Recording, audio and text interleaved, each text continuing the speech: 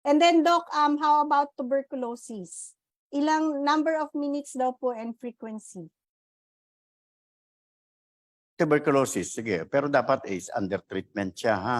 15 minutes sa chest, pareho ha yung ano. Although ang tuberculosis naman kasi pag minsan left or right lang. Pero ako, mas advice ko, dapat parehong chest ang i-blow. Total din, paikutin mo na lang around the chest, mga 15 minutes, 2 times a day. Hindi kasi pag minsan sa x-ray, sasabihin, yun lang left side lang or right side lang. Mas mabuti parehas kasi kumakalat yan sa ano kumakalat. So dapat minsan hindi na detect yan sa x-ray. Meron ako isang pasyente na nakailang x-ray siya. Bakit sabi ko? Pero namamayat siya, hindi namin makita Alam mo, pina-CT scan. Pagdating sa CT scan, yung kanya palang tuberculosis, kalat na. Yung tawag namin miliary.